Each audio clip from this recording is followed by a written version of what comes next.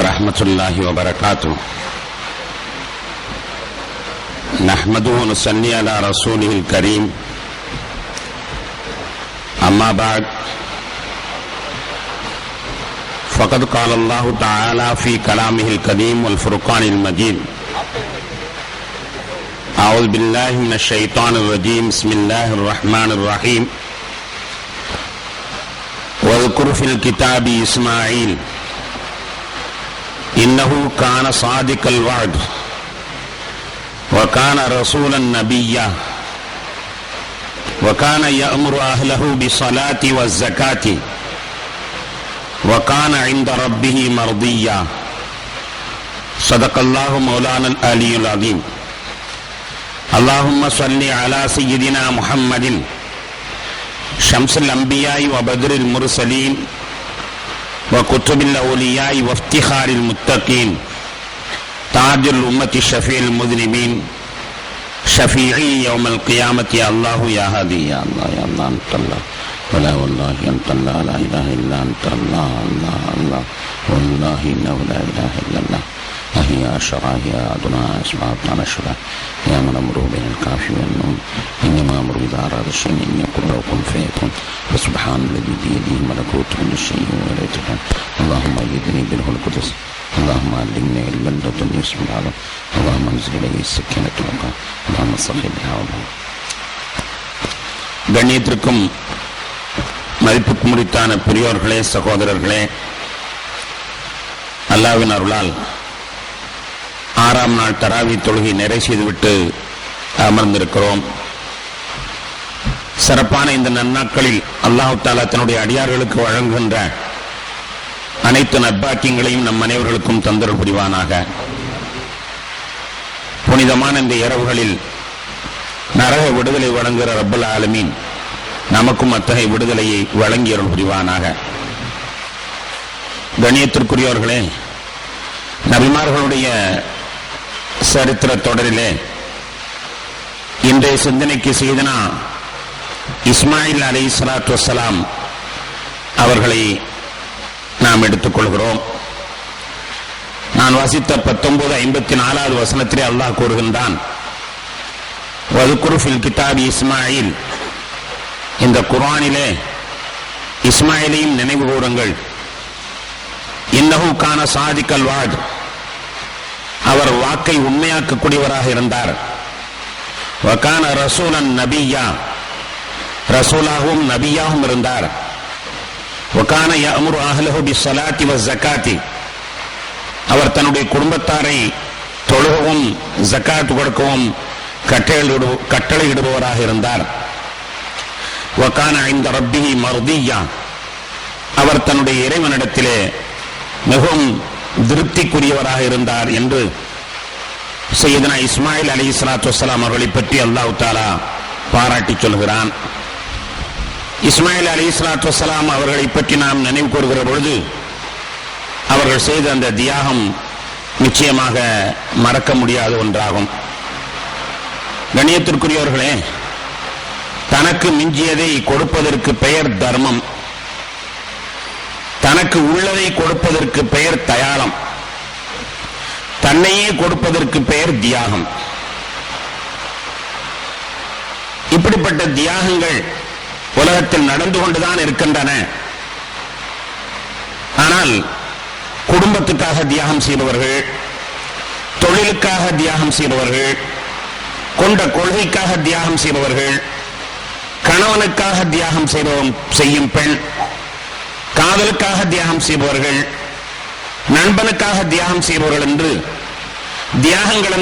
தியாகங்கள் பல வகைகளிலேயும் பல கூறுகளிலேயும் உலகத்தில் நடந்து கொண்டுதான் இருக்கின்றன. உதாரணத்திற்கு நாம் பார்ப்பதாக இருந்தால், ஒரு தாய் தன்னுடைய வயிற்றை அறுத்து குழந்தையை வெளியெடுப்பதற்காக வேண்டி கொஞ்சம் கூட சங்கடப்படாமல் சம்மதிக்கிறாள். தன்னுடைய வயிற்றை அறுத்து குழந்தையை வெளியில் எடுப்பதற்காக வேண்டி கொஞ்சம் கூட சங்கடப்படாமல் அவள் அனுமதிக்கின்றாள் என்றால், உண்மையிலேயே தன்னுடைய பிள்ளைக்காக வேண்டி அவள் 10 மாதத்தை தியாகம் செய்ததோடு மட்டுமல்லாமல் அந்த பிரசவ நேரத்திலேயும் தன்னை அவள் தியாகம் செய்கிறாள்.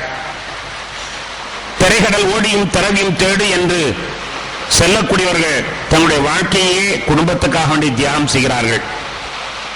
திரவியம் தேடுவதற்காக வேண்டி கடல் கடந்து செல்லக்கூடிய அந்த வாலிபர்களுடைய பரிதாப நிலையை கொஞ்சம் சிந்தனை செய்து பாருங்கள்.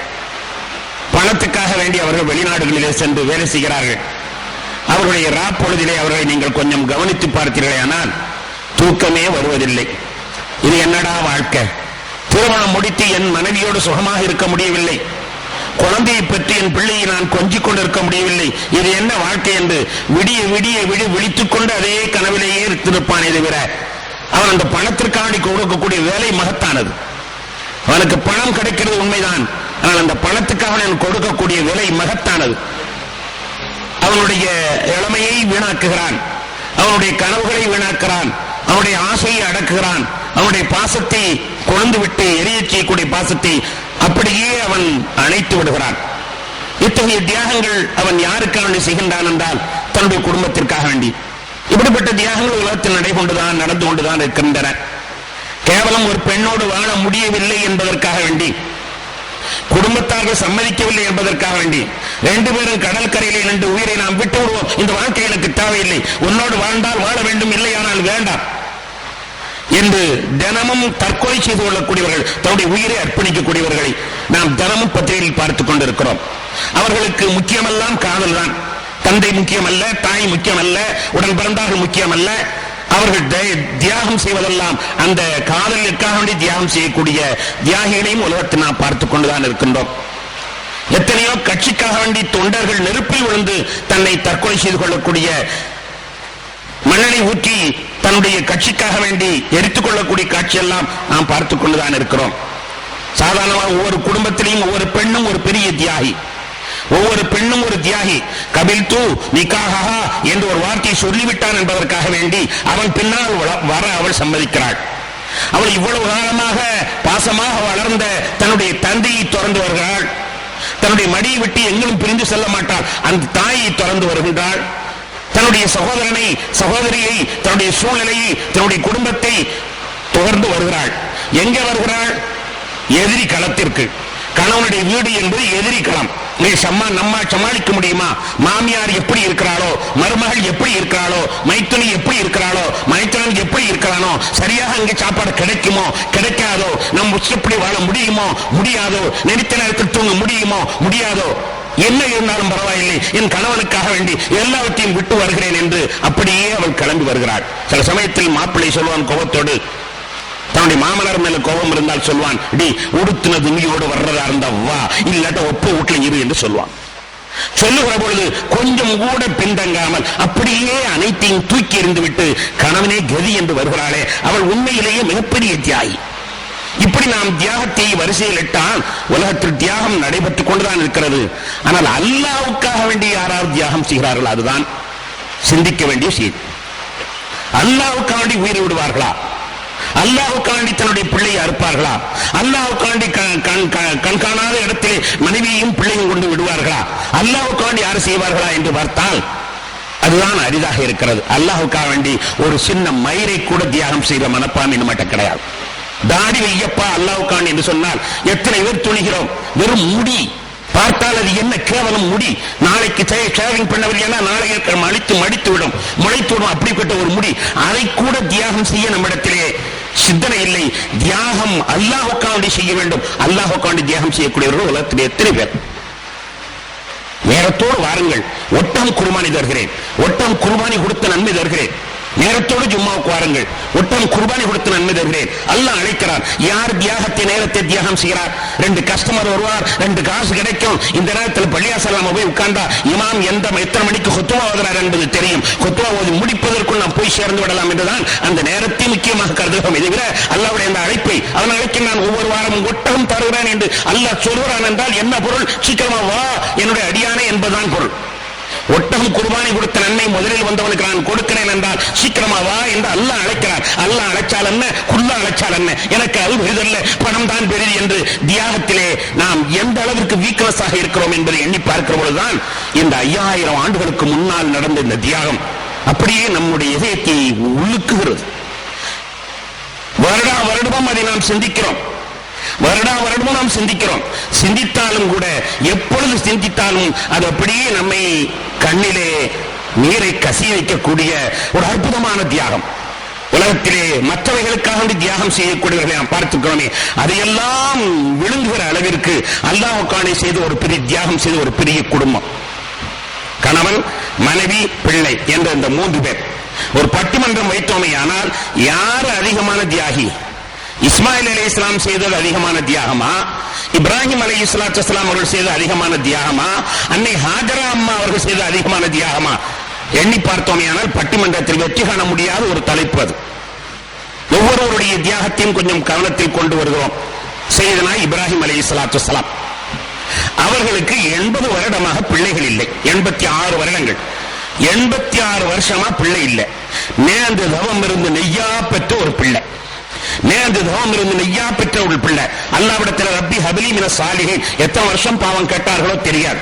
ரப்பி ஹபிலி மின சாலிஹீன், எனக்கு சாலிஹான ஒரு பிள்ளையை தா என்று அவர்கள் கேட்டார்கள் என்று குர்ஆன் சொல்கிறதை விட எத்தனை வருடங்கள் கேட்டார்கள் என்று சொல்லவில்லை. அத்தனை வருடங்கள் கேட்டார்களோ தெரியவில்லை. எனக்கு ஒரு பிள்ளை வேண்டும் வேண்டும் என்று 86 வயதிலே அல்லாஹ் அவர்களுக்கு ஒரு குழந்தையை கொடுக்கிறார். நீண்ட நாள் தவம் இருந்த அந்த பிள்ளை, நம்ம இடத்துல அப்படி ஒரு பிள்ளை இருந்துச்சுன்னா அப்படியே பிள்ளைய தாங்காம தாங்கும். ஒரு பிள்ளை நீண்ட நாளைக்கு பிறகு வந்துச்சுன்னா அந்த பிள்ளைக்கு எல்லாம் செல்லமாகத்தான் இருக்கும். அந்த பிள்ளை யாரும் அழுக விட மாட்டார்கள், அந்த பிள்ளையை கீழே நிற்க விட மாட்டார்கள், அந்த பிள்ளை கட்டதை இல்லை என்று சொல்ல விட மாட்டார்கள். இப்படித்தானே நாம் வைத்திருப்போம். அதை போன்றுதானே இப்ராஹிம் அலைஹிஸ்ஸலாம் அவர்களும் அந்த பிள்ளையை நினைத்திருப்பார்கள். நீண்ட தவம் இருந்த அந்த பிள்ளை, அந்த பிள்ளையை அல்லாஹ் குர்பானை கொடுக்க சொன்னால் எவ்வளவு பெரிய தியாகம் இருந்தால் அது அவர்களுக்கு தயாராகுவார்கள். இரண்டாவதாக, தனக்கு இருக்கக்கூடிய ஒரே பற்றுகோள் அந்த குழந்தை தான். 4 குழந்தை இருந்தா கூட சரி 3 லேவில் நம்ம வாழலாம், 1 எக்கேடு கட்டாலும் போது என்பதை நாம் சொல்வதற்கு. 4 பிள்ளை இருந்தா ஒரு மனிதனுடைய வாழ்க்கை என்ன தெரியுமா? நம்ம ஒவ்வொருவருடைய வாழ்க்கை என்ன? ஏதோ கடைசி காலத்தில் நம்ம பிள்ளை காப்பாற்றுவான். இதுதான் எல்லாருடைய இயற்கை. அவன் கோடீஸ்வரனாக இருந்தாலும் சரிதான், அவன் பெரிய டாடா பிர்லாவாக இருந்தாலும் சரிதான், எப்படி நம்ம கடைசி காலத்தில் நம்ம பிள்ளை கஞ்சி ஊற்றும் இதுதான் எண்ணுகிறார்கள். ஆனா ஆம்பளை பிள்ளை கஞ்சி ஊற்றுதோ என்னமோ, பொம்பளை பிள்ளை தான் இந்த காலத்தில் கஞ்சி ஊற்றி கொண்டிருக்கிறது. அது வேறு செய்தி. ஆம்பளை பிள்ளைகள் கோவித்துக் கொள்ளாதீர்கள், பொதுவான செய்தி. ஆனால் என்ன மனிதனுடைய இயற்கை என்ன? என் பிள்ளை கடைசியில் காப்பாற்றுவான். அப்போ இருக்கிற ஒரு பிள்ளை வயசு 86 ஆயிடுச்சு, 102 நாளைக்கு இருக்குது. இந்த நேரத்தில் நமக்கு காப்பாற்றுறதுக்கு இருக்கிற ஒரு பிள்ளை, அதை போய் அல்லாஹ் குர்பான் கொடுத்தான்னு சொன்னா அதுக்கு சம்மதிக்கிறதுக்கு யாரால் தான் மனசு வரும்? ஒரு செய்தியை நாம் நோக்குகிற பொழுது அதனுடைய பின்னணியை நோக்க வேண்டும். ஒரு பின்னணி, 10 ரூபா ஒருத்தன் தர்மம் கொடுக்கறானா அதனுடைய பின்னணியை பார்க்கணும். கோடி ஈஸ்வரன் அவன் 10 ரூபா கொடுக்கறானா அது வேற மதிப்பு. ஆனா அன்னைக்கு சம்பாதிச்சதே 10 ரூபா தான், அதை கொடுக்கறானா அந்த மதிப்பு வேற. அதனுடைய பின்னணி வைத்துத்தான் ஒரு பொருளுக்கு மதிப்பிடப்படும். அதே போன்றுதான் இங்கே இப்ராஹிம் அலைஹிஸ்ஸலாம் அவர்கள் பிள்ளையாருக்கு சொல்லிட்டாக அறுத்துட்டாக நம்ம யோசிக்கிற மொழிய, அந்த அறுத்ததற்கு பின்னலை எவ்வளவு பெரிய பின்னணி இருக்குது. தனக்கு இருந்த ஒரே பற்றுகோள், ஒரே நம்பிக்கை, அதை குர்பானி கொடுக்க அவர்கள் தயாராகிறார்கள். சரி, அப்படியே அல்லாஹ் சொன்னாலும் பிள்ளை பிடிச்சி யார்ட்டையாவது முசாஃபத்தை கொடுத்துரு அப்படின்னு சொன்னா கூட பரவாயில்லை. பிள்ளையை பிடிச்சி கண்காணாம யார்ட்டையாவது கொடுத்துரு, ஆட்டை பிடிச்சி கொடுத்த மாதிரி பிள்ளையை பிடிச்சி கொடுத்துருன்னு சொன்னா கூட செஞ்சிடலாம். ஆனா அறுக்கணும், அது எவ்வளவு பெரிய கொடுக்க தெரியுமா? அறுக்கணும். பிள்ளையை பிடிச்சு கொடுக்க சொன்னா கூட கொடுத்துருவாங்க. ஆனால் அப்படி அவர்களை அல்லாஹ் தஆலா சொல்லவில்லை. கண்ணியத்திற்குரியவர்களே, சரி அறுக்கத்தான் அல்லாஹ் தஆலா அந்த பிள்ளையை கொல்லத்தான் சொன்னார். வேறு ஏதாவது குளோர்ஃபார்ம் கொடுத்தாவது, பெத்தடின் இன்ஜெக்ஷன் எதையாவது போட்டாவது அந்த பிள்ளையை கொலை செய்யும் சொன்னா கூட பரவாயில்ல, அறுக்கணும் என்று சொல்கிறார். அதுவும் யாரை சொல்லி மோஜனா விட்டு அறுத்தாலும் பரவாயில்ல. நம்மள பல பேர் குர்பானி கொடுக்க தெரியாது, குர்பானி கொடுக்கறதே இல்லை. ஏன்னா மோஜனாட்ட கத்தியை கொடுத்து அறுவை. சில வீடுகள்ல கத்தியை ஓதி கொடுங்க, கத்தியை ஓதி கொடுங்க. என்னம்மா கத்தியை ஓதி கொடுக்க சொல்ற? இல்ல அவளுக்கு அறுக்க தெரியாதான், அதனால கத்தியை ஓதிட்டா மோஜனார் அறுத்துக்கிறார். நம்மள நிறைய பேர் குர்பானி கொடுக்கிறோம், அறுக்கிறது பூராமே மோஜனார் தான். ஆனா சட்டம் என்ன தெரியுமா? அவங்கவுங்க அறுக்கணும், அவங்கவுங்க அறுக்கணும் சட்டம். அதை யாரும் செய்யறது? ரத்தத்தை கண்டா எனக்கு ஒத்து வராது, மயக்கம் வந்துடும். ரத்தத்தை கண்டா எனக்கு மயக்கம் வந்துடும். அப்படித்தானே அந்த கிழவனுக்கு இருந்திருக்கும், அப்படித்தானே அந்த கிழவனுக்கு இருந்திருக்கும். அல்லாஹ் சொல்றான் அறுக்க வேண்டும் என்று சொல்கிறான். சரி, அதாவது வேற யாரும் மோஜனார் வச்சு அறுக்க சொன்னா கூட பரவாயில்ல, நீயே அறுக்கணும்னு சொல்றான். கொஞ்சம் யோசனை செய்து பாருங்கள். நம் வீட்டிலே மல்லிகைப்பூ தோட்டம் போட்டிருக்குது. காலையில போய் மல்லிகைப்பூ பறிக்க போறோம். அப்படி மல்லிகைப்பூ பறிக்க போகும்போது நாளைக்கு மலர வேண்டிய மொட்டை இன்னைக்கு பறிச்சுட்டாடே, என்ன தப்பு பண்ணிட்டோம். ஒரு மல்லிகை பூவை நம்ம நாளைக்கு மலர போண்டிய இன்னைக்கு பறிச்சுட்டாலேயே மனசு சங்கடப்படுது. அப்ப வாழ வேண்டிய ஒரு இளம் சிட்ட தன் கையினாலேயே அறுத்து பலியிடு என்று அல்லாஹ் சொல்லுகிற பொழுது எந்த உள்ளம் சம்மதிக்கும்? அத்துடைக்கும் மாற்றமாக அந்த உள்ளம் சம்மதித்து வந்தால் அதற்கு காரணம் என்ன? அல்லாஹ் தான் வேண்டும். அல்லாஹ்வுக்காண்டி அவர்கள் செய்த அந்த தியாகம், இப்ராஹிம் அலைஹிஸ்ஸலாம் அவர்கள் தியாகம் பெரிதா என்பது நமக்கு பட்டிமன்றத்திலே வெளிகாண முடியவில்லை. நான் சொன்னதை விளங்கியிருப்பீர்கள். நீண்ட நாள் தவம் இருந்த பிள்ளை, தனக்கு இருந்த ஒரே பற்றுகோள், அப்படியே கொடுக்க சொன்னாலும் கொடுத்து விடலாம், அல்லது வேற ஏதாவது மருந்து கொடுத்து கொள்ள சொன்னாலும் செய்யலாம், அல்லது வேறு யாரையாவது அறுக்க சொன்னாலும் அறுக்கலாம். ஆனால் தானே அறுக்க வேண்டும். நாளை மலர வேண்டிய முட்டை அறுத்தாலேயே நமக்கு சங்கடமாக இருக்கிறதே. இப்ராஹிம் அலைஹிஸ்ஸலாம் அவர்கள் தயாரானார்கள். இன்று தொழுகையிலே அந்த சரித்திரத்தை ஓதி காட்டுகிறார்கள். இன்ன ஸலாத்தி வ நுஸ்கி வ மஹ்யாய வ மமாத்தி லில்லாஹி ரப்பில் ஆலமீன். நான் தொழுவதும் குர்பானி கொடுப்பதும், ஏன் நான் வாழ்வதும் மௌத்தாவதும் அல்லாஹ்வுக்காக வேண்டித்தான். எல்லாம் எனக்கு அல்லாஹ்வுக்காக வேண்டித்தான். அல்லாஹ் தான் எனக்கு பெரிது. என் பிள்ளை எப்படி நீ அறுக்க சொன்னால் அறுப்பதற்கு நான் தயாராக இருக்கிறேன் என்று செய்தனா இப்ராஹிம் அலைஹிஸ்ஸலாம் அவர்கள் தயாரானார்களே, அவருடைய தியாகம் பெரிதா? இஸ்மாயில் அலைஹிஸ்ஸலாம் அவருடைய தியாகம் பெரிதா? இஸ்மாயில் அலைஹிஸ்ஸலாம் சின்ன வாலிபர், எத்தனை வயது என்பதிலே கொஞ்சம் முன்ன பின்ன இருந்தாலும் ஒரு சின்ன இளம் வாலிபர். நம்ம ஊரில் உள்ள நம்முடைய பிள்ளைகளுடைய இளம் வாலிபர்களுடைய நிலையை பார்த்தீங்கன்னா, அது மீசையில வருவதற்கு முன்னாலேயே அப்படி திருவி தடவி பார்க்கும். மீசை வர்றதுக்கு முன்னாலேயே தடவி பார்க்கும். அந்த வயசு தடவி பார்த்து, எங்க அத்தா மாதிரி நான் இருக்க மாட்டேன், நான் டாக்டர் ஆவேன், எங்க அத்தா மாதிரி நான் இருக்க மாட்டேன், நான் ஜனாதிபதி. அவன் கனவு எவ்வளவு கனவு காண்றான் தெரியுமா நம்முடைய பிள்ளைகள்? உங்களுக்கு தெரியாது உங்க பிள்ளைகள் என்ன கனவு காண்றாங்க. அது நடக்கவில்லையோ, ஆனா அந்த இளம் பிராயம் அப்படித்தான். படா நீதான் கார் வைப்பியோ, நான் கார் வைப்பண்டா என்று அவன் சவால் விட்டு நம்ம வீட்டுக்கு வந்த செய்தி நமக்கெல்லாம் தெரியாது. இளம் சிட்டுகள் என்றால் கனவிலே மிதக்கக்கூடியவர்கள். நம்முடைய முன்னாள் ஜனாதிபதி தான் சொல்வார்கள், இளைஞர்களை பார்த்து கனவு காணுங்கள் என்று சொல்லி சும்மா இருந்தவர்களையும் கனவு காண அவர் தூண்டி விட்டு விட்டார். எனவே நம்முடைய பிள்ளைகள் மீசையை தடவிக்கொண்டு கனவாக, அப்படிப்பட்ட ஒரு பருவம் தானே அது. நாளை வாழ வேண்டும், என்னென்ன முறையில வாழ வேண்டும் என்றெல்லாம் ஆசைப்பட்டதோ தெரியவில்லை. வாழ்க்கையினுடைய கனவிலே மிதக்க வேண்டிய அந்த ஆத்மா தகப்பனார் வந்து சொல்கிறார். திருக்குர்ஆனிலே இந்த செய்திகள் காணப்படுகிறது, சமிக்கைகள் காணப்படுகிறது. தகப்பனார் வந்து சொல்கிறார், யா புனைய, கூப்பிட்டு மெதுவா கூப்பிட்டு வச்சு, மவனே, இன்னி அராஃபில் மனாமி அன்னி அதுபகுக்க, கனவிலே உன்னை அறுப்பதாக நான் கண்டேன். எவ்வளவுதான் சொன்னார். சத்தியமாக ஒரு வார்த்தை கூட்டவில்லை, குறைக்கவில்லை. ஸ்டேட்மெண்ட் சரியாக குர்ஆனிலே பதிவு செய்யப்பட்டிருக்கிறது. அவர் சொன்ன வார்த்தை தான், இன்னி அராஃபில் மனாமி அன்னி அதுபகுக்க, மவனே உன்னை நான் அறுக்கிற மாதிரி கனவு கண்டேன். அவ்வளவுதான் சொன்னாங்க. நான் என்ன முடிவெடுத்தேங்கிறதையும் சொல்லல. இது வெறும் கனவுதானா, இதன்படி நடக்க வேண்டுமா என்பதையும் அவங்க சொல்லல. சொன்னதெல்லாம் இவ்வளவுதான் சொன்னார்கள். இன்னி அராஃபில் மனாமி அன்னை அதுபோக்க, உன்னை அறுப்பதாக நான் கண்டேன் மகனே என்று சொல்கிறார். சொன்ன உடனே நம்ம வீட்டு பிள்ளையா இருந்தா சொன்னோம், பைத்தியம் இது முடிச்சு போச்சா, லூசு தனமா, உடனே அந்த பதில் தான் வரும். ஆனால் அந்த பிள்ளை என்ன பதில் சொல்லிச்சு தெரியுமா? ஃபங்குர் மாதா தரா. அவர்கள் சொல்கிறார்கள், இப்ராஹிம் அலைஹிஸ்ஸலாம் சொல்றார்கள், இன்னி அராஃபில் மனாமி அன்னி அதுபகுக்க, மவனே உன்னை நான் அறுக்கிற மாதிரி கனவு கண்டேன். ஃபங்குர் மாதாத்ரா, நீ என்னப்பா அபிப்பிராயப்படுற? கனவு கண்டதாகத்தான் சொல்கிறார்கள். இறை உத்தரவு என்று சொல்லவில்லை. தான் என்ன முடிவெடுத்தேன் என்பதையும் அவர்கள் சொல்லவில்லை. என்ன அபிப்பிராயப்படுகிறேன் என்று சொன்ன உடனே ஒரு மணித்துளி கூட தாமதமாகாமல், யாபத்தி ஃபல்மாற்றுமர், எனது தந்தையை உங்களுக்கு இடப்பட்ட உத்தரவை நீங்கள் செயல்படுத்துங்கள் என்று அந்த குழந்தை சொல்கிறது. இது இறைவனுடைய உத்தரவு என்று அந்த குழந்தை கண்டுகொண்டது.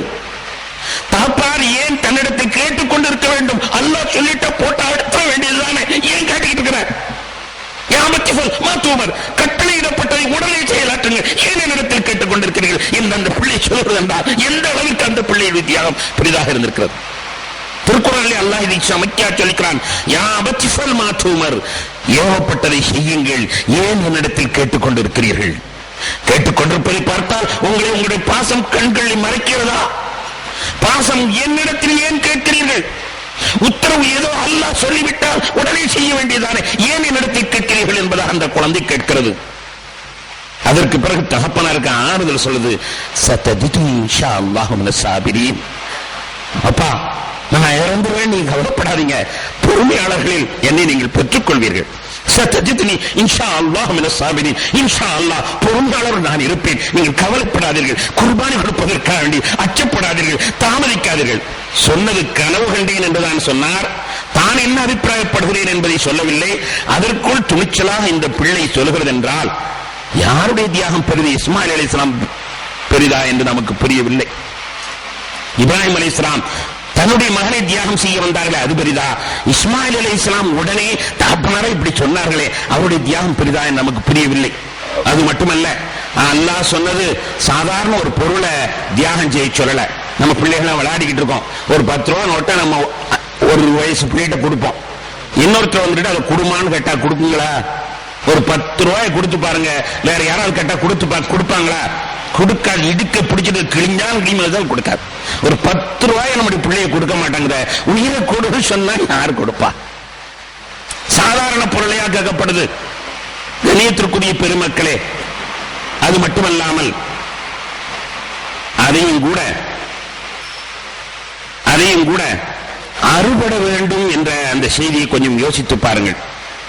அறுபட வேண்டும், யார் அதற்கு சம்மதிப்பா?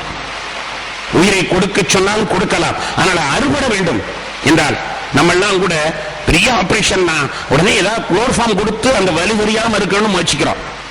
குளோர்ஃபார்ம் கொடுத்து வலி தெரியாம இருக்கணும். யாராவது நான் எல்லாம் உட்காந்து பொறுத்துக்கிட்டு இருக்கிறேன் சகித்துக் கொள்கிறோமா? இல்ல. ஏன்னா நம்ம அறுக்கிறது நம்ம சகிச்சுக்கிறது இல்ல. அப்படி இருக்கிறது ஒரு பிள்ளை உயிரோடைய அறுக்கும் போது என்ன துடிக்கும் தெரியும். அதுக்கு எப்படி சம்மதிக்குது? நம்ம எல்லாம் சொல்ற பழக்கம், குர்பானி அன்னைக்கு மோயினார் கத்தி ஆடு கண்ணுல மிரளுது, மோயினார் கத்தி ஆடு கண்ணுல மிரளுது என்று சொல்லுவோம். அந்த ஆடு அன்னைக்கு பூராமே துண்டிக்கிட்டு வரும். நாளைக்கு அறுக்க போற ஆடை பார்த்தா சொல்லுவாங்க, என்னடா அறுக்க போற ஆடு முழிக்கிற மாதிரி முழிக்கிற, அறுக்க போற ஆடே முழிக்குது நாளைக்கு அறுக்க போறேன்னு தெரிஞ்சோடனே. அப்போ ஒரு ஜீவன் நாளைக்கு அறுக்க போறேன்னு தெரிஞ்சோடனே எப்படி இதை சம்மதிக்குது? நாளைக்கு அறுக்க போறாங்கன்னு தெரிஞ்ச உடனே எப்படி ஒரு ஜீவன் சம்மதிக்குது? அறிவில்லாத உணர்வில்லாத அந்த ஆடை அதை தாகிக்கொள்ளாத பொழுது, கண்ணியத்திற்குரியவர்களே, நாம் சிந்திக்கிற பொழுது உண்மையிலேயே இஸ்மாயில் அலைஹிஸ்ஸலாம் தியாகம் தான் நமக்கு சற்று தூக்கலாக தெரிகிறது. அது மட்டுமா? இதுவரை குர்ஆனிலே சொன்னான், அங்கே நடந்த நிகழ்ச்சியை கொஞ்சம் யோசித்து பாருங்கள். குர்பானி கொடுப்பதற்காக அழைத்து சொல்லப்பட்டது. ஃபலம்மா அஸ்லமா வத்தல்லஹு லில் ஜபீன், இருவரும் சம்மதித்து அவர் பிள்ளையை கீழே படுக்க வைத்து விட்டார் என்று சொன்ன உடனேயே நடந்தது என்ன?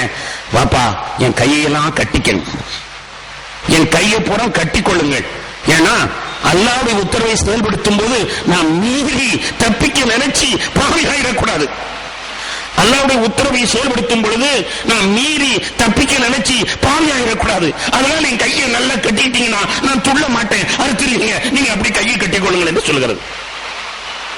இப்ராஹிம் அலைஹிஸ்ஸலாம் அதுதான் சரி என்று கையை கட்டினார்கள். சற்று நேரத்தில் என்ன தோன்றியதோ தெரியல, வாப்பா கையை அவுத்து விட்டுருங்க. கட்டி போட்டுத்தான் அல்லாவுக்கு நான் கட்டுப்படுவேனா? இல்ல, கட்டி போட்டுத்தான் அல்லாவுக்கு கட்டுப்பட்டவங்கிற பேர் எனக்கு வேணாம். எப்படியாவது நான் பொறுத்துக்கிறேன், சொல்ல மாட்டேன், ஆட மாட்டேன், அசைய மாட்டேன், அருங்க என்று சொல்கிறது அந்த குழந்தை. கையை அவுத்துருங்க, நான் துள்ள மாட்டேன், நான் ஒண்ணு மாட்டேன், அல்லாவுடைய கட்டளை நான் சந்தோஷமா ஏற்றுக்கிறேன், நீங்க அருங்க, கையை கட்டி அவித்து விடுங்கள் என்பதாக இரண்டாவது சொல்கிறார்கள். இப்ராஹிம் அலைஹிஸ்ஸலாம் அவர்களுக்கு என்ன செய்வது என்றே புரியவில்லை. சரி என்று கையை கட்டி அவிழ்த்தார்கள். அதன் பிறகு அறுத்து பார்க்கிறார்கள். கத்தி அறுக்க மறுத்தது. 4 பறவைகளை கண்டம் தொட்டமாக வெட்டி அதே கத்தி தான் இங்கே அறுக்க மறுத்தது. சொன்னாங்க, பாப்பா பாப்பா நான் சம்மதிச்சிட்டேன், நீங்க ஏன்ப்பா என்ன யோசிச்சுட்டு இருக்கீங்க? உங்க மனசுல குர்பானி கொடுக்க மனசு வரல, வந்திருந்தா அறுத்திருப்பீங்களா? அறுக்காம ஏன் போய் சும்மா இழுத்துக்கிட்டு நிக்கிறீங்க?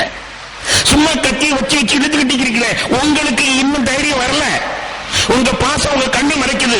சரி, என்னை நெம்க போட்டு படுக்காதீங்க, குப்புற போட்டு பாருங்க, என்னை குப்புற போட்டாருங்கள். ஏனென்றால் என் முகத்தை பார்க்கிற போது உங்களுடைய கை தயங்குகிறது. அழுத்தவில்லை.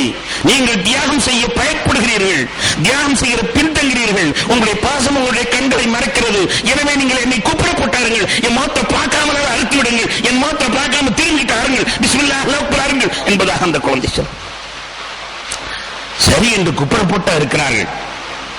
திடீரென்று பிள்ளை, பாப்பா கொஞ்சம் என்னல்லுங்க, என்னம்மா இந்த ஆடைகளை எல்லாம் கொஞ்சம் கலச்சிருங்க, என்னுடைய ஆடைகள் எல்லாம் சாதாரணமா நான் உடுத்தி வந்த ஆடைகள் எல்லாம் கலச்சிருங்க, ஏன்னா அதுல ரத்தம் படக்கூடாது.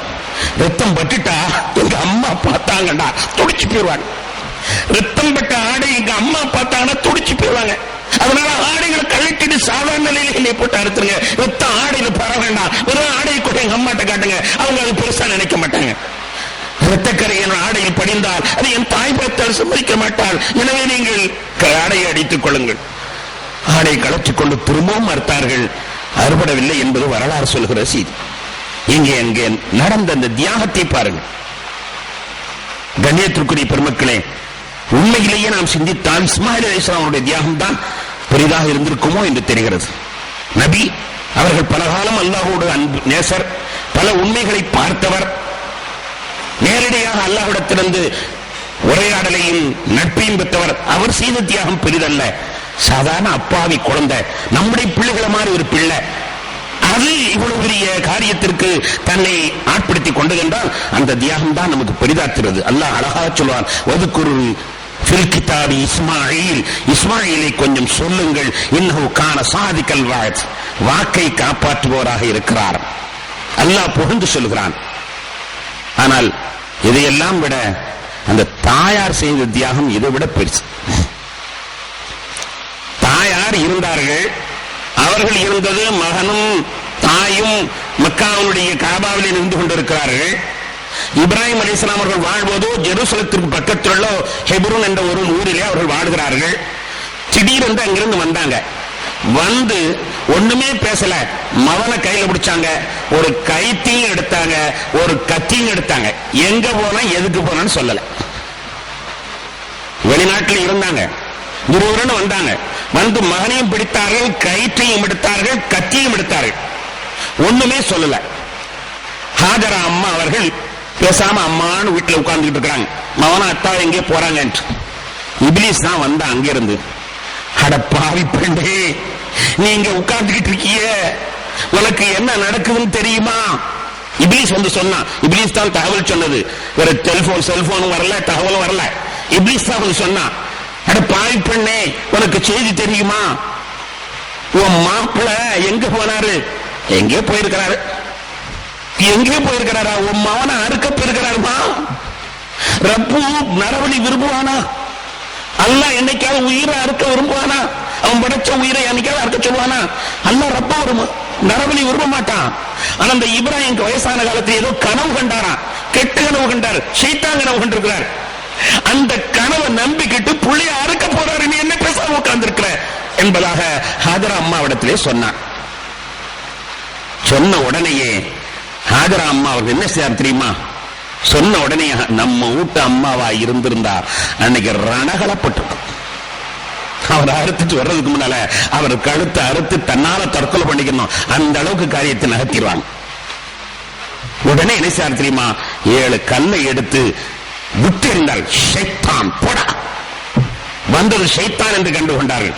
ஷைத்தான் போடா, என்னுடைய மாப்பிள எதை செய்தாலும் அல்லாஹ்வுடைய உத்தரவு இல்லாமல் செய்ய மாட்டார். அப்ப மவனை அறுக்கிறார், அல்லாஹ்வுடைய உத்தரவு தான் அறுத்திருப்பார். அல்லாஹ்வுடைய உத்தரவு இருந்தால் போடா, இல்ல போடா என்று அடித்தார். ஆனால் அந்த அம்மாவும் நம்மள மாதிரி பெண்கள் தான். நபிமார் வீட்டு பிள்ளை இல்ல, பெரிய மகான் வீட்டு பிள்ளை இல்ல. நேற்று நாம் சொன்ன மகா மோசமான ஒருத்தனுடைய மக, மகா மோசமானவன், ஊர்ல ஒரு பொம்பளை விட மாட்டான், பொம்பளை பொறுக்கி, அவனுடைய மக. அப்ப அவருடைய என்ன ஈமான் இருந்திருக்கும் நாம நினைக்கிறோம், சராசரி ஒரு பெண்ணு தான். ஆனால் அவர்களிடத்திலே இவ்வளவு ஈமான் இருந்திருக்கிறது என்றால், மகனை கொல்ல கொண்டு போயிருக்கிறார் என்று சொன்ன உடனே அழகாக சொல்வார்கள், என்னுடைய கணவர் அல்லாஹ் செய்யாததை சொல்ல மாட்டார், அல்லாஹ் சொல்லாததை செய்ய மாட்டார். அறுக்கிறார் என்றால் அல்லாஹ்ட்ட கேட்டுத்தான் அறுத்திருப்பார், அல்லாஹ் சொல்லித்தான் அறுத்திருப்பார். அல்லாஹ் சொல்லி அறுப்பதாக இருந்தால் பரவாயில்லை என்று சொல்லி ஷைத்தான் என்று கண்டுகொண்டு கல்லில் அடித்தார். அடித்து விட்டு ஓடுகிறார்கள், வேகமாக ஓடுகிறார்கள். என்ன சொல்லிக்கிட்டு ஓடுறாங்க தெரியுமா? அட பாவிகளே, அல்லாஹ்தான் அறுக்க சொன்னான், மவனும் சம்மதிச்சிட்டீங்க, என்கிட்ட சொல்லி எனக்கும் சம்மதம் வாங்கினீங்கடா, நானும் அதுல பொறுமையாளன் என்று பதவியை பெற்றுக்கிறேனே. என்கிட்ட சொல்லி என்னுடைய சம்மதத்தின் பெற்றிருந்தீங்கன்னா எனக்கு அந்த கொஞ்சம் நன்மை கிடைச்சிருக்குமே. ஆம்பளை என்னைக்கு இருந்தாலும் சுயநலம் தானே, தானும் தான் பிள்ளைதான் நன்மையை சம்பாதிக்கணும், அல்லாஹ்விடத்துல சாபிர் என்று பேரை வாங்கணும். எனக்கு தெரியாம செஞ்சு நான் கடைசியில் ஏதோ சமாளிச்சுங்கிற பேருக்கு முன் வந்துட்டீங்களே. நான் சமாளிக்கிறவளா?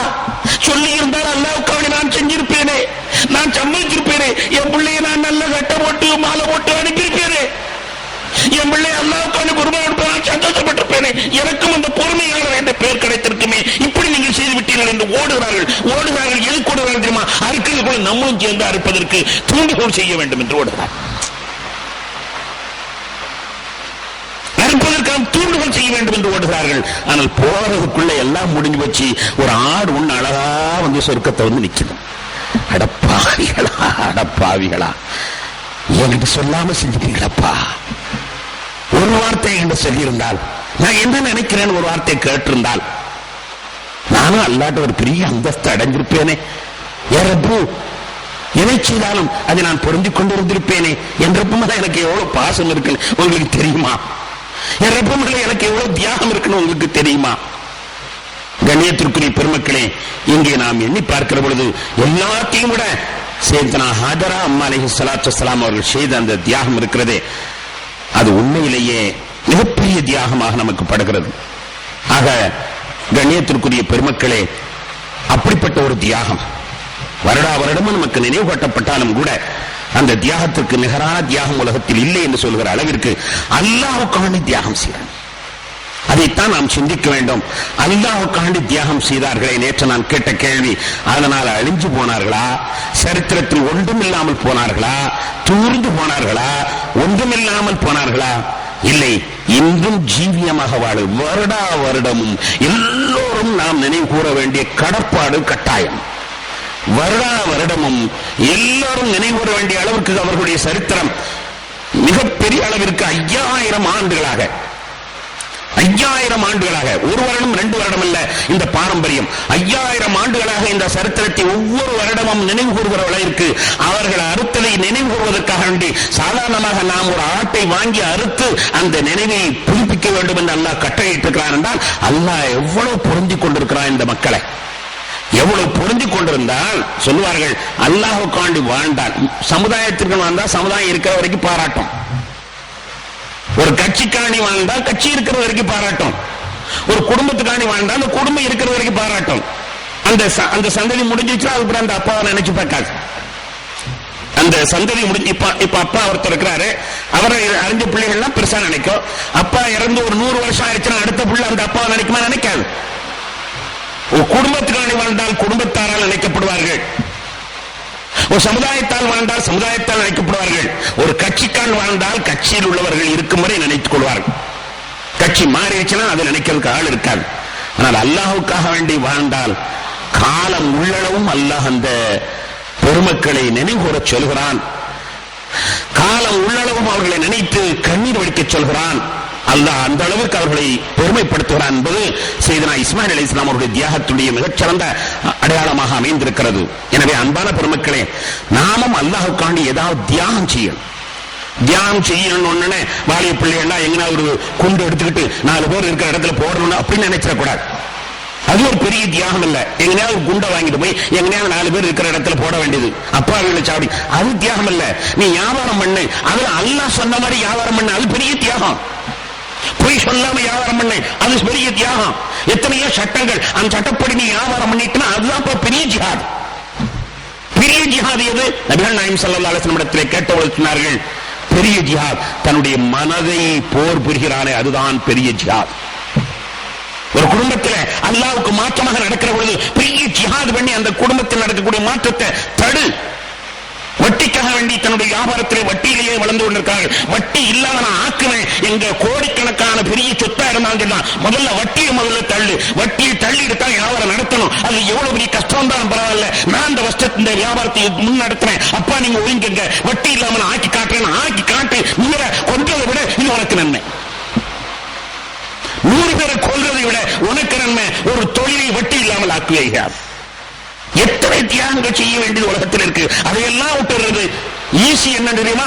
எங்கேயாவது குண்டை வாங்கி கொண்டு போய் வீசி போட்டு தலைமறைவாய் போய் மாட்டிட்டு முழிக்க வேண்டியது, சமுதாயத்தெல்லாம் சந்திச்சிருக்க வைக்க வேண்டியது. அவன் தலையாடைய போது சமுதாயம் அனைத்தும் மிகப்பெரிய நிலைக்கு ஆனாதவர்களை நாம பார்க்கிறோம். கண்ணியத்திற்குரியவர்களே, பாங்கு சொல்லுகிற நேரம் அழகாக கடையிலே உட்கார்ந்துருக்காரு. கஸ்டமர் வந்துட்டார், முக்கியமான கஸ்டமர். என்ன நினைக்கிறான்? சரி கலா இருக்குது தானே, கலா தொழுதுக்கலாம். அந்த இடத்துல தியாகம் செய்யணும். பாங்கு சொல்லியாச்சு, நீ கோடி ரூபாய் லாபம் தந்தாலும் எனக்கு வேண்டியதில்லை, போ, நான் போறேன். இந்த கஸ்டமரை பிறகு வர சொல்லு, இல்ல வேற கடைக்கு போ சொல்லு, எனக்கு வேண்டியது அல்லாஹ்தான். இப்படி தியாகம் செஞ்சு பாருங்க. தியாகத்துக்கு வழியா இல்ல. குடும்பத்தில் எவ்வளவு ஹராம் நடக்கிறது, அதிலே தியாகம் செய்ய வேண்டாமா? தொழிலே எவ்வளவு தியாகம் இருக்கிறது, அதிலே தியாகம் செய்ய வேண்டாமா? சமுதாயத்தில் எத்தனை புறையோடி போன தவறுகள் நடக்கின்றன, அதிலே தியாகம் செய்ய வேண்டாமா? இது எல்லாத்தையும் விட பெரிய தியாகம் இதுதான். அன்பான பெருமக்களே, இங்கே நாம் தியாகத்தை நினைவு கூறும்போது இதையெல்லாம் சொல்ல வேண்டியது இருக்கிறது. சையதுனா இப்ராஹிம் இஸ்மாயில் அலி இஸ்லாம் அவருடைய இந்த தியாகம் உண்மையிலேயே நாம் நினைத்து பார்க்க வேண்டிய ஒன்றாகும். இஸ்மாயில் அலி இஸ்லாம் அவருடைய இன்னும் சிறப்பை பற்றி அவருடைய சரித்திரம் நமக்கு நினைவு கூறுகிறது. ஆரம்பத்தில் அல்லாஹ் தஆலா சொன்ன வசனத்திலே சொல்வான், அவர் தன்னுடைய குடும்பத்தார்களை தொழுகை கொண்டு ஏவக்கூடியவராக இருந்தார். குறிப்பாக சொல்றான், வகான யஅமுரு அஹ்லஹு பிஸ்ஸலாத்தி வஸ்ஸகாத், குடும்பத்தாரை நீங்கள் தொழுகுங்கள், ஜகாத் கொடுங்கள் ஏவுகின்றான். இங்கே நாம பார்க்கிறோம், நிறைய பேர் தொழுகிறாங்க. குறை சொல்கிறேன் என்று எண்ணிக்கொள்ளாதீர்கள்.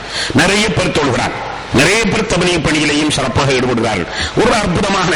ஆனால் அதே நேரத்தில் துணைவியருடைய நிலையை நீங்கள் போய் பார்த்தீர்களே, ஆனால் பெண்களிடத்தில் இஸ்லாம் எவ்வளவு பரவி இருக்கிறது, இஸ்லாமிய உணவு எவ்வளவு பரவி இருக்கிறது. 0 அல்லது 20-30% தான் தெரியும். தியாகம் எங்க வேணும் தெரியுமா? குடும்பத்தில் வேணும். இஸ்மாயில் அலைஹிஸ்ஸலாத்தை பற்றி அல்லாஹ் சொல்லுகிற பொழுது, நீங்க செஞ்ச தியாகம் போதாது, குடும்பத்திலே தியாகம் செய்யுங்கள் என்பதாக அல்லாஹ் சொல்கிறார். அவர்கள் குடும்பத்தில் செய்த தியாகத்தையும் வரலாறு நமக்கு சொல்கிறது.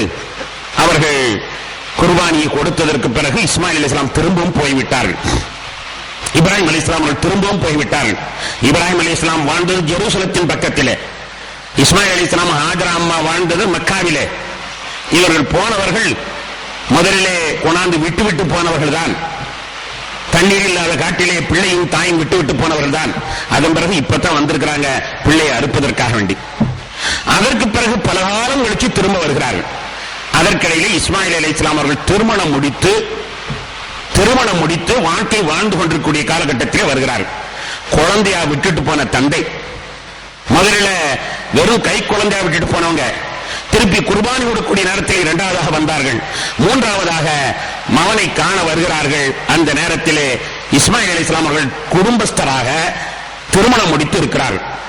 இஸ்மாயில் அலைஹிஸ்ஸலாம் அவர்கள் யதார்த்தமாக காட்டுக்கு போயிருந்த நேரத்திலே இப்ராஹிம் அலைஹிஸ்ஸலாம் அவர்கள் வீட்டுக்கு வருகிறார்கள். வந்தால் வாசலிலே ஒரு பெண் நின்று கொண்டிருக்கிறார், இளம் பெண் நின்று கொண்டிருக்கிறார். இப்ராஹிம் அலைஹிஸ்ஸலாம் கேட்டார்கள், என்னம்மா இஸ்மாயில் எங்க என்பதாக கேட்டார்கள். அவர் காட்டுக்கு போயிருக்காரு. அவர் காட்டுக்கு போயிருக்கிறாரு. அப்படியா, நீ யாருமா? நான் அவர் பொண்டாட்டி. அப்படியா, எப்படிமா இருக்கு வாழ்க்கை? என்ன வாழ்க்கை? ஒரே சங்கடமும் கஷ்டமும் தான், பசியும் பட்னியும் தான். அப்படியாமா, சரி. அந்த பொண்ணு, நீ யாரு, எங்க இருந்து வந்த, எப்படி வந்த, தண்ணி குடிக்கியா? ஒண்ணுமே கேட்கல, சொன்னதே எவ்வளவுதான், பெரிய கஷ்டத்துல இருக்கலாம் என்று சொல்லிச்சு. உடனே உங்க அந்த மாப்பிள்ளை வந்தாருன்னா வாசப்படி மாற்ற சொன்னு சொல்லிடுமா, வாசப்படி மாற்ற சொன்னேன் என்று சொல்லிவிடுமா என்று சொல்லிவிட்டு போய்விட்டார்கள். இஸ்மாயில் அலைஹிஸ்ஸலாம் அவர்கள் காட்டுக்கு போயிட்டு வர்றாங்க. வாசல்ல அந்த குதிரையினுடைய காலடி தடங்கள் தெரிகிறது. இப்ராஹிம் அலைஹிஸ்ஸலாம் அவர்கள் புராக்கில் வருவார்கள் என்பதாக வரலாறு சொல்லுகிறது. ஆக ஏதோ ஒரு குதிரை, அந்த குதிரையினுடைய காலடி தடம் தெரிகிறது. அப்ப கேட்டாங்க, யாரும் வந்தாங்களா புதுசா? ஆமா, ஒரு ஆள் வந்தார், ஒரு கிழவன் வந்தார். என்ன சொன்னாரு? வாசப்படி மாற்ற சொன்னாரு. உடனே இஸ்மாயில் அலைஹிஸ்ஸலாம் புரிஞ்சுக்கிட்டாங்க. தகப்பனாருடைய பாசத்திலே மிஞ்சி போன அவர்கள் அப்படியா சொன்னார்கள்? என்னுடைய தகப்பனார் சொன்னது உன்னை தலாக்கு விடத்தான் சொன்னார்கள், எனவே உன்னை நான் தலாக்கு விடுகிறேன் என்று தலாக்கு விட்டார். தகப்பனார் சொன்னார் என்பதற்காக வேண்டி எது விசாரிக்காமல் உடனே தலாக்கு விட்டார்.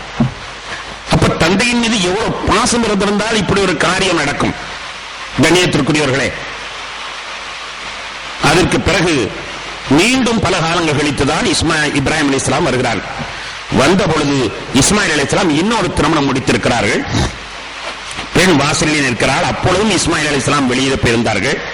அவர் அங்கிருந்து இப்ராஹிம் அலைஹிஸ்ஸலாம் வந்த உடனேயே வாசல் என்ற பெண், வாங்க வாங்க, புதுசா வந்திருக்கீங்களே, நீ யாரு, இந்த காட்டில் நீங்க எப்படி வந்தீங்க என்பதாக சொல்லிக்கொண்டு, கொஞ்ச நேரம் இல்லைங்க, நான் உங்களோட குதிரையெல்லாம் துடைத்து விடுறேன், கீழே இறங்குங்க, தண்ணி தர்றேன், ஏதாவது சாப்பிட்டு போங்க என்பதாக உபசரிக்கிறார்கள். என்ன ஏதுன்னு கேட்பதற்கு முன்னாலே இவ்வளவு உபசரிப்போம். இல்லம்மா நான் அவசரமா போகணும், அவசரமா போறதுக்கான வந்திருக்கிறேன் அப்படின்னா, கொஞ்ச நேரம் நில்லுங்க, இந்த குதிரையை தூசி தட்டி விடுறேன், உங்க காலையெல்லாம் தூசி தட்டி விடுறேன், நீங்க போறதா இருந்தா போங்க என்பதாக சொல்லி தண்ணீரை கொண்டாந்து கொடுத்து நீங்கள் குடியுங்கள் என்று சொல்லிக் கொண்டிருக்கிறது. அப்பதான் கேட்டாங்க, நீ யாருமா? நான் இஸ்மாயில் அலைஹிஸ்ஸலாத்துடைய மனைவி. அப்படியா, எப்படி இருக்கு வாழ்க்கை? எங்களுக்கு என்ன வாழ்க்கை, சும்மா இறைச்சியும் பழமும், வீடும் நிறைய குமிஞ்சு போய் கிடக்கு, இறைச்சியும் பழமும் வீடு நிறைய குமிஞ்சு போய் கிடக்குது. அப்படியா, ரொம்ப நல்லது. சரி, மாப்பிள்ளை வந்தான்னா வாசப்படி நல்லா இருக்குன்னு சொன்னேன்னு சொல்லணும். நீங்க யாரு, என்ன விஷயம் வந்து சொல்லிட்டு போங்க. இல்லாமா இது மட்டும் சொல்லிடு. அவங்க போயிட்டாங்க. இஸ்மாயில் அலைஹிஸ்ஸலாம் யதார்த்தமா வந்து பார்க்கிறார்கள். குதிரையினுடைய காலடி தடம் கிடைந்த உடனே கேட்டாங்க, யார் வந்தாங்களா? ஆமா வந்தாங்க. என்ன சொன்னாங்க? என்ன மனுஷனோ தெரியல, இறங்க சொன்ன இறங்க மாட்டேன்ட்டாரு, ஒரு முடக்கு தண்ணீரால் குடிங்கன்னா குடிக்க மாட்டேன்ட்டாரு, கடைசியில கையையும் காலையும் நான் தொடச்சு விட்டு தூசி தட்டி விட்டு போறேன்ட்டு அவசரமா சுடுதண்ணி காலில் வந்த மாதிரி விட்டுட்டு ஓடுறார். சரி, என்னமா சொன்னாரு? வாசப்படி நல்லா இருக்குன்னு சொன்னாரு. அப்படியா, உன்னை அல்லாஹ் தஆலா மனைவியாக நீடித்து வைப்பதற்கு என்னுடைய தகப்பனார் சொல்லியிருக்கிறார், சந்தோஷம், உன்னோட நான் சந்தோஷமாக வாழ்கிறேன் என்று இஸ்மாயில் அலைஹிஸ்ஸலாம் சொன்னதாக வரலாறு. கண்ணியத்திற்குரியவர்களே, பெண்கள் எப்படி இருக்க வேண்டும், பெண்கள் மாப்பிள்ளை வீட்டுக்கு போனா எப்படி இருக்கணும்? இப்ப பெரும்பாலும் நம்ம அப்படிப்பட்ட பாடங்கள் நடத்துறதே இல்லை. அந்த காலத்துல கலைமார்கள்லாம் பேத்தி உட்கார வச்சுட்டு, எடி ஒன்ன கல்யாணம் முடிச்சு கொடுத்தா அப்படி இருக்கணும்டி, மாப்பிள்ளை இப்படி இருப்பான், மச்சனை இப்படி இருப்பான், மாமனார் இப்படி சொல்லுவாரு, மைத்தினா குறதன்னு சொல்லுவா, மாமியாண்டா மாமியா உடைச்ச குடம் மண் குடம், மருமா உடைச்ச குடம் பொன் குடம்னு தான் இருக்கும், நீ இப்படி நடந்துக்கணும் உபதேசம்னா ஒரு காலத்துல செய்வாங்க. ஆனா இப்ப அந்த மாதிரி உபதேசம் செய்யறதுக்கு நமக்கு நேரம் இல்லை. ஏன்னா இப்ப ஃபாஸ்ட் ஃபுட் எல்லாம் ஃபாஸ்டா போய்கிட்டு இருக்கக்கூடிய காலம். இப்ப என்ன நடக்குது தெரியுமா? நேச்சுரல். இப்ப என்ன நடக்குது தெரியுமா? எல்லாம் மெகா தொடரை பாக்குறாங்க. இந்த மெகா தொடர் பூராவுமே எல்லா தொடரும் ஒண்ணு ரெண்டு புருஷன் உள்ள கதை, அல்லது அவனுக்கு எடுக்கிறது இவனுக்கு எடுக்கிறது, வாழா வெட்டி, எத்தனை கதை திரும்ப திரும்ப வந்தாலும் இதுதான் கரு. ஒரு பிள்ளை இதையே பார்த்துக்கிட்டு இருந்தா அது மனசுல பதியாதா? சிறு குழந்தைகள் தானே, சிறு குழந்தைகள் தானே, 5 அடித்தது ஆணி அடித்ததை போன்று இருக்கும் என்று சொல்றார்கள். அது போல மனதுல பதிஞ்சிட்டா மாப்பிள்ளை வீட்டுல போய் ஒழுங்காவா இருக்கும். இதுக்கு அந்த பழி வாங்குற குணம் தான் பதிஞ்சு போய் இருக்குது. நான் செய்து சொல்றேன், நீங்க டிவி வைக்கிறதாலும் வையுங்க, மெகா தொடர் வைக்காதீங்க, ஏதாவது சினிமா கழுதைகளையாவது வச்சு தலை. இருக்கிற மெகா தொடர் பூராவுமே குடும்பத்தை கெடுப்பதற்கான விளைவுகள் தான். அதுக்கான மற்றது அதற்கு சொல்லிட்டா வச்சுக்கிற சொன்னான்னு சொல்லல. இதுக்கு அது பெற்று இருக்கிற மெகா தொடர் பூராவுமே குடும்பத்தை கெடுக்கிற கதை தான். இதை படிச்சு படிச்சு நம்முடைய வயசான அம்மா உருப்படாம போனா பரவாயில்ல, பள்ளிக்கூடத்துக்கு போற வழில வரப்போற நேரத்தில் அது படிச்சுட்டா அதெல்லாம் மனசுல பதியுது, எங்க போய் ஒழுங்கா இருக்கும். அப்ப ஒரு மனிதர் வந்தார் என்றால் அந்த மனிதரை கண்ணியப்படுத்தணும், அந்த மனிதரை கண்ணியப்படுத்தணும். நம்மிடத்தில் ஏழ்மை இருந்தாலும் அது வெளியில காட்டக்கூடாது, கஷ்டமா இருந்தாலும் எல்லாம் இருக்கிறேன்னு சொல்லணும். இதெல்லாம் நம்முடைய பிள்ளைகளுக்கு படிச்சு கொடுக்கணும். இப்ராஹிம் அலைஹிஸ்ஸலாத்தினுடைய அந்த நடவடிக்கை இதைத்தான் நமக்கு சொல்லி காட்டுகிறது. கண்மை நாயகம் ஸல்லல்லாஹு அலைஹி வஸல்லம் வரலாற்றை நீங்கள் பார்த்தீர்களே ஆனால், பெருமானார் ஸல்லல்லாஹு அலைஹி வஸல்லம் அவர்கள் தன்னுடைய பிள்ளையின் மீது ரொம்பவும் பாசம். நாமெல்லாம் அப்படி பாசமாக இருந்ததாக சொல்ல முடியாது. நம் பிள்ளைகள் மீது நாம் இவ்வளவு பாசமா இருந்தா சொல்ல முடியாது. அவ்வளவு பாசம். அவருடைய பாசத்திற்கு உதாரணம் சென்ற ஆண்டுக்கு முந்தைய ஆண்டு நான் உங்களிடத்தில் சொல்லி இருக்கிறேன். பெருமானார் ஸல்லல்லாஹு அலைஹி வஸல்லம் அவர்கள் தன்னுடைய மகள் மீது எவ்வளவு பாசம் வச்சிருந்தாங்க. வஃபாத்துடைய நேரத்திலே படுத்திருக்கிறார்கள். ஃபாத்திமா ரலியல்லாஹு தஆலா அவர்கள் பார்க்க வருகிறார்கள். பெருமானார் ஸல்லல்லாஹு அலைஹி வஸல்லம் அவர்கள் காதிலே ஒரு ரகசியம் சொல்லுகிறார்கள். சொன்ன உடனே ஃபாத்திமா நாயகம் அழுகிறாங்க. சிறிது நேரம் கழித்து பெருமானார் தன்னுடைய மகளுடைய அழுகை காண சகிக்காமல் திரும்ப கூப்பிட்டு ஏதோ ரகசியம் சொல்றாங்க. உடனே ஃபாத்திமா நாயகம் சிரிச்சிட்டாங்க. முதல்ல அழுதார்கள், இரண்டாவது சிரிக்கிறார்கள். ஆயிஷா நாயகம் கேட்டாங்க, என்னம்மா நடந்தது? சொன்னாங்க, முதல்ல என்னை தகப்பனார் கூப்பிட்டு சொன்னாங்க, அம்மா நான் உயிரோடு இருக்க மாட்டோம் போல் தெரியுது அதிக காலத்துக்குன்னு சொன்னாங்க. ரொம்ப ஒரு மாதிரியா இருக்கும். ரொம்ப ஒரு மாதிரியா இருக்கு, நான் பிரிஞ்சிரும் போல் தெரியுது என்று சொன்னாங்க. எனக்கு வானமே தலையில் இடிஞ்ச மாதிரி விழுந்துச்சு, அழுவேன்.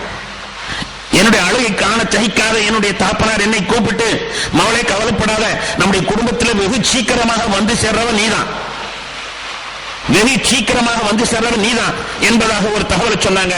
அப்ப எனக்கு சந்தோஷம் வந்துருச்சு. ரசூலுல்லாஹ் போறா போட்டுமே, நம்ம தான் 5-6 மாசத்துல நம்மளும் பின்னால போயிருவோமே. இதே நிலையில நம்ம பிள்ளையை கூப்பிட்டு, அம்மா நான் மொத்தா போறேன்னு கவலைப்படாத, நீனும் சீக்கிரம் செத்து போவேன்னு சொல்லி பார்ப்போம். ஒரு கற்பனைக்கு, வேண்டாங்க நீங்க சொல்ல வேண்டாம், ஒரு கற்பனைக்கு தான், கற்பனையுமா பண்ணி பார்க்க கூடாது. உங்க பிள்ளையை கூப்பிட்டு சொல்லுங்க, அம்மா இறந்துருவாங்க கவலைப்படாத, நான் 6 மாசத்துல நீ இறந்துருவ. பக்கத்தில் உள்ள அம்மாக்காரங்க சொன்னாங்க, அட கழுடு, செத்து தொலைறது மட்டும் இல்லாம துணைக்கு ஒரு ஆள் தேடுதா, நீ தான் வாழ்ந்து கட்டிட்டு போய் தொலை வேண்டுங்க, சின்ன சிட்டு அதை போய் சவ சொல்றியான்னு உடனே எங்க பாசம் இல்லையா? ஏன்னா நமக்கு பாசம், நம்ம பாசம் இருக்குன்னு சொல்றவன் கம்பேர் பண்ணி பார்க்கணும். அந்த பாசம் நம்ம பாசத்துக்கு கம்பேர் பண்ணி பார்க்கணும். ரசூலுல்லாஹ் ஃபாத்திமாவின் மீது வைத்த பாசம் பெருசா, நம்முடைய பாசம் பெருசா, நாம நம்முடைய பிள்ளைகள் மீது வைக்கக்கூடிய பாசம் பெருசா? கம்பேர் பண்ணி பார்த்தா தான் தெரியும். நிச்சயமாக கண்மணி நாயகம் ஸல்லல்லாஹு அலைஹி வஸல்லம் மீது அவர்களுடைய மகளின் மீது இருந்த பாசம் இப்படி இருக்குமானால், எனக்கு என் மாப்பிளையை பற்றி கவலை இல்லை, என் பிள்ளைகளை பற்றி கவலை இல்லை, என் தகப்பனார் போயிட்டா எனக்கு பின்னால தகப்பனாரோட நான் போயிடுறேன், எனக்கு அது போதும். அப்படிப்பட்ட ஃபாத்திமா ஒரு காலகட்டத்தில் முகைரா, பனு ஹாஷிம் இப்னு முகைரா என்ற குடும்பத்தினர்கள் அலி ரலியல்லாஹுக்கு 2வது கல்யாணம் முடிக்கிறதுக்காக வேண்டி முயற்சி பண்ணிட்டாங்க. அலி ரலியல்லாஹுக்கு ஃபாத்திமா இருக்கச்ச, அவர்கள் இருக்கும் பொழுதே இன்னொரு கல்யாணம் முடிப்பதற்காக வேண்டி, புகாரில் அந்த வரலாறு வருகிறது, இன்னொரு கல்யாணம் முடிக்கிறதுக்காக வேண்டி ஏற்பாடு பண்ணிட்டாங்க. இந்த செய்தி பெருமானார் ஸல்லல்லாஹு அலைஹி வஸல்லம் அவர்களுக்கு தெரிகிறது. உடனே நபிகள் நாயகம் ஸல்லல்லாஹு அலைஹி வஸல்லம் மக்களை எல்லாம் கூப்பிட்டு அழைத்து சொன்னார்கள், இன்ன பனி ஹாஷிம் இப்னு முகைரா இஸ்தஅதனூனி அன் யுன்கிஹு இப்னத்தஹும் அலா அலி இப்னு அபீ தாலிப். பனி முகைரத் இப்னு ஷுபா அந்த குடும்பத்தினர்கள் அலிக்கு தன்னுடைய குடும்பத்து பெண்ணை மனம் முடிப்பதற்கு, 2வது மனம் முடிப்பதற்கு அவர்கள் என்னிடத்திலே வந்து உத்தரவு கேட்கிறார்கள். அனுமதி கொடுக்க மாட்டேன்.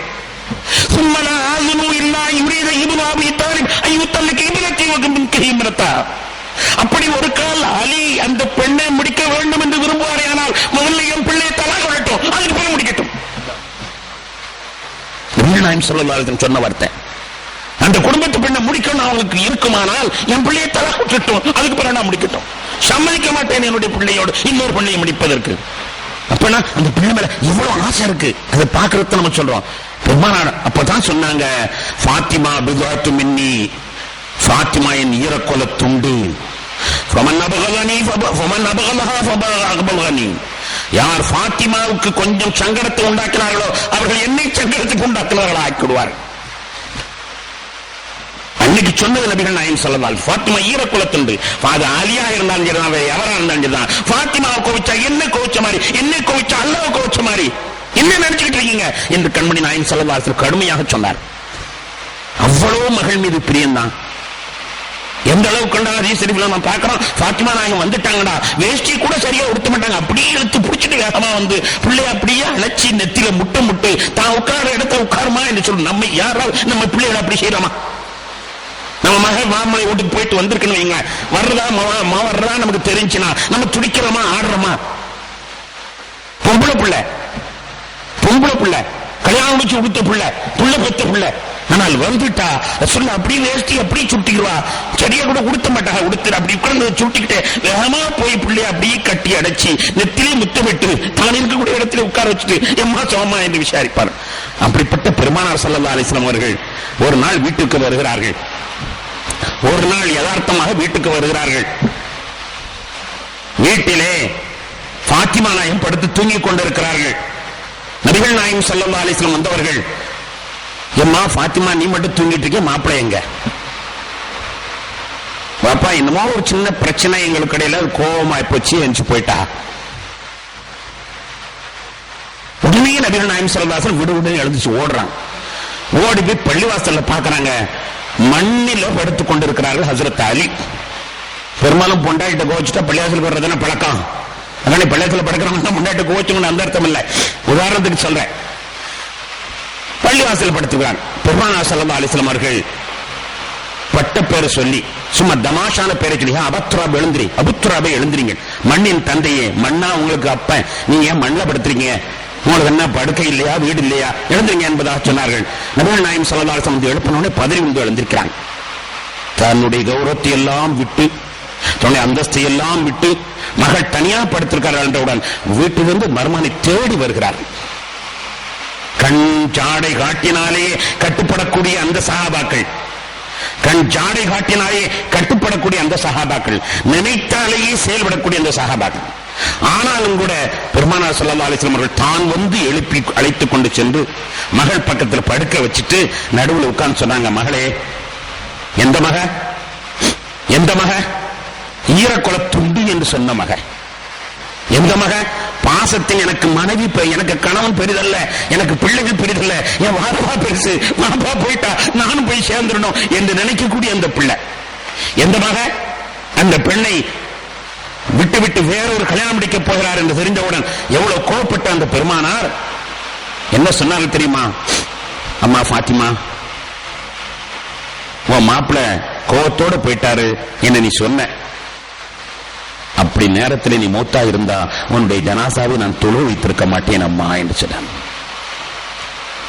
உன்னுடைய மாப்பிள்ள வெளியில போன நேரத்தில் நீ மௌத்தா இருந்தா உன்னுடைய ஜனாசாவை நான் தொழு வைத்திருக்க மாட்டேன் என்று ஸல்லல்லாஹு அலைஹி வஸல்லம். மகா பாசமாக இருக்கலாம், ஆனா சலுகை காட்டக்கூடாது. பாசமாக இருக்கலாம், சலுகை காட்டக்கூடாது. என்ன பாசமாக இருந்தாலும் சரி, குடும்பத்திலே வாழ வேண்டிய ஒழுக்கங்களை அங்கே கற்றுக் கொடுக்க வேண்டும். அதுல பிடிவாதமா இருக்கணும். மாப்பிள்ளை வீட்டில் எப்படி இருக்கணும் அப்படி இருக்கணும், அதை கற்றுக் கொடுக்கணும். நம்ம எப்பவுமே கற்றுக் கொடுக்கறதில்ல. மலேசியால எல்லாம் பார்த்தோம்னா கல்யாணம் முடிக்கிறதுக்கு முன்னால கவுன்சிலிங், மாப்பிள்ளை எப்படி இருக்கணும், பொண்ணு எப்படி இருக்கணும், கவுன்சிலிங் கிளாஸ் நடத்தி அதுல பரீட்சை வச்சு அதுல தேர்ன பிறகுதான் கல்யாணத்தை முடிச்சு வைப்பாங்க. இங்க ஒரு மண்ணாங்கட்டியும் கிடையாது.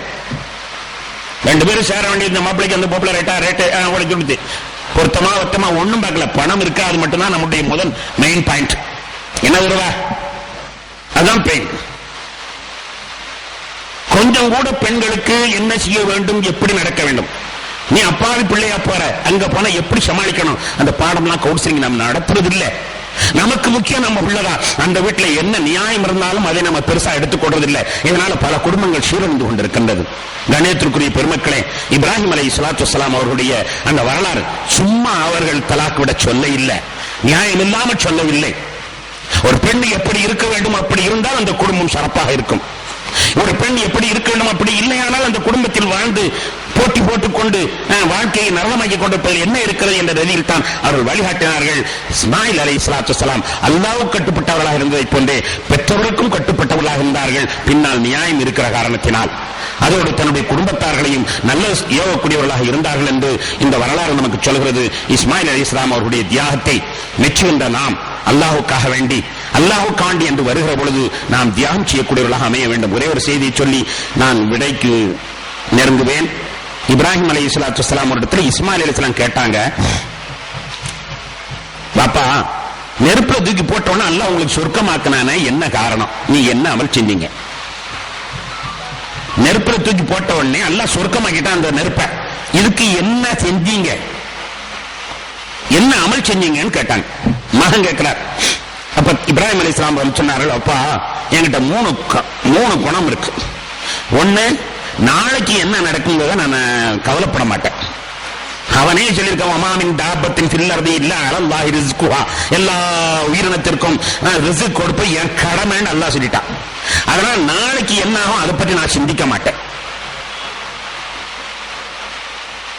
இரண்டாவதாக, விருந்தாளி இல்லாமல் இதுவரைக்கும் நான் உணவு சாப்பிட்டதில்லை. மூன்றாவதாக, மார்க்க கடமையும் உலக கடமை என்று வந்தால் நான் உலக கடமையை தூக்கி எறிந்து விடுவேன். மார்க்கம் உலகம் என்று வந்தால் உலக கடமை தூக்கி எறிஞ்சின, எக்கேடு கெட்டாலும் பரவாயில்லை, அது கோடி வந்தாலும் சரிதான், வராட்டம் சரிதான், எனக்கு அது பற்றி கவலை இல்லை, மார்க்கம் தான் முக்கியம் என்று நான் நினைப்பேன். அதனால் அல்லாஹ் எனக்கு சொர்க்கமாக்கி தந்தான் என்று சொன்னார்கள். கண்ணியத்திற்குரியவர்கள், அதுபோன்று நம்முடைய கஷ்டங்கள் எல்லாம் இன்னல்கள் எல்லாம் பறக்க வேண்டுமே ஆனால் அல்லாஹ்வா அல்லது உலகமா என்று கேள்வி வருகிற பொழுது இரண்டும் ஒன்றாக சேருகிற பொழுது அல்லாஹுக்கு முதலிடம் கொடுப்பவர்களாக நாம் ஆக வேண்டும். அல்லாஹ் அருள் பாலிப்பானாக. வாஹிர் தவானா அல்ஹம்துலில்லாஹி ரப்பில் ஆலமீன். பிஸ்மில்லாஹிர் ரஹ்மானிர் ரஹீம். அல்லாஹும்ம ஸல்லி அலா சய்யிதினா மௌலானா முஹம்மத் வ அலா ஆலி சய்யிதினா மௌலானா முஹம்மதின் வ பாரிக் வ ஸல்லிம் அலைஹி. ரப்பனா தகப்பல் மின்னா இன்னக அன்தஸ் ஸமீஉல் அலீம் வ துப் அலைனா இன்னக அன்தத் தவ்வாபுர் ரஹீம். வ ஸல்லல்லாஹு தஆலா வ ஸல்லம் அலா கைரி خلقஹி சய்யிதினா வ மௌலானா முஹம்மதின் வ ஆலிஹி வ ஸஹ்பிஹி அஜ்மஈன். அல்ஹம்துலில்லாஹி ரப்பில் ஆலமீன். ஸல்லல்லாஹு அலா முஹம்மத் ஸல்லல்லாஹு அலைஹி வ ஸல்லம்.